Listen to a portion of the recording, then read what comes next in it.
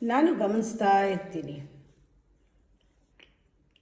ಎಲ್ಲರೂ 108 ಕೆಲಸ ಮಾಡ್ತಾನೇ ಇರ್ತಾರೆ. ನಾನು ಮುಂಚೆ ಹಾಗೆ ಇದ್ದೆ. ಸಾವಿರಾರು ಇದಾಗಲಿಲ್ಲ ಇದು ಮಾಡಬೇಕು. ಅದರಲ್ಲಿ ಒಂದು ಕೆಲಸನೂ ನನ್ನ ಮನೆಗೆ ನಾನು ಹೋಗುವ ಕೆಲಸ, ಕಮಿಂಗ್ ಬ್ಯಾಕ್ ಹೋಮ್ ಅಂತಾರಲ್ಲ, ನಾನು ಏನನ್ನು ನಾನು ವಾಪಸ್ ತೊಗೊಂಡು ಹೋಗ್ಬೋದು ನನ್ನ ಮನೆಗೆ,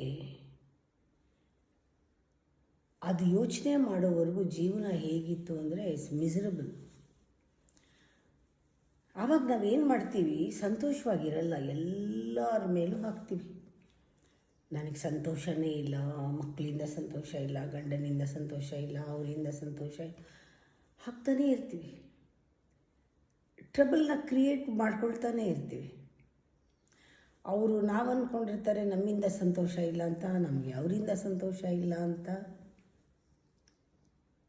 ಎಷ್ಟು ಎಕ್ಸ್ಕ್ಯೂಸು ನಾವು ಹೀಗಿರೋಕ್ಕೆ, ಮಿಸರಬಲ್ ಆಗಿರೋಕ್ಕೆ. ಇಲ್ವಾ, ಏನೋ ಹುಡ್ಕೋತೀವಿ, ಏನಾದರೂ ಕಾರಣ ಹುಡ್ಕೋತೀವಿ, ಏನಾದರೂ ತಗೊಂಡು ಕೂತ್ಕೊಳ್ತೀವಿ. ಆದರೆ ಈ ಎಕ್ಸ್ಕ್ಯೂಸುಗಳೆಲ್ಲ ಸಹಾಯ ಮಾಡ್ತಾ ಇದೆಯಾ?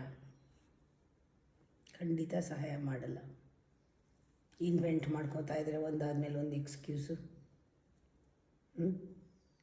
ನಮ್ಮ ಮಿಸರಿ, ವೇದನೆ, ದುಃಖ, ಕಷ್ಟ ಪ್ರೊಲಾಂಗ್ ಆಗ್ತಾ ಹೋಗುತ್ತೆ, ಜೀವನ ಪರ್ಯಂತ ಆಗ್ಬಿಡುತ್ತೆ. ಸತ್ಯ ಮಾತ್ರ ನಮಗೆ ಕಾಣೋದಿಲ್ಲ. ಮಿಸರಿ ಜಾಸ್ತಿ ಆದರೆ ಅಲ್ಲಿ ಸತ್ಯ ಎಲ್ಲಿರುತ್ತೆ? ಯಾವಾಗಲೂ ಸತ್ಯದಿಂದ ದೂರ ಇರ್ತೀವಿ. ಅದಕ್ಕೆ ಹೇಳೋದು, ಯಾವಾಗಲೂ ಕಷ್ಟ ಬಂದಾಗ, ಮನಸ್ಸಿಗೆ ತೊಂದರೆ ಆದಾಗ ಎಕ್ಸ್ಕ್ಯೂಸ್ ಕೊಡದೆ ಧ್ಯಾನ ಮಾಡಬೇಕು, ಮೌನಕ್ಕೆ ಹೋಗಬೇಕು. ನಮ್ಮ ಮಿಸರಿ ನಾವು ವಾಚ್ ಮಾಡಬೇಕು, ವಿಟ್ನೆಸ್ ಮಾಡಬೇಕು. ಅದಕ್ಕೆ ಜೊತೆಗೆ ಐಡೆಂಟಿಫೈ ಮಾಡ್ಕೊಳ್ಳೋಕೆ ಬಿಟ್ಟು ದೂರ ನಿಂತು ನೋಡಬೇಕು, ಈ ಪರಿಸ್ಥಿತಿಗೆ ನಾನೆಷ್ಟು ಕಾರಣ. ನಮ್ಗೆ ಆಶ್ಚರ್ಯ ಆಗತ್ತೆ, ಹೆಚ್ಚು ನಾವು ವಾಚ್ ಮಾಡ್ತಿದ್ದಂಗೂ ಅದರ ಬಗ್ಗೆ ಚಿಂತೆ ಕಮ್ಮಿ ಆಗ್ತಾ ಹೋಗುತ್ತೆ. ಅದರ ಬಗ್ಗೆ ಚಿಂತೆ ಮಾಡಬೇಡಿ, ನಿಮ್ಮ ಬಗ್ಗೆ ವಾಚ್ ಮಾಡಿ, ನೀವು ಹೇಗೆ ಸಿಕ್ಕಾಕೊಂಡಿದ್ದೀರಾ ಅಂತ.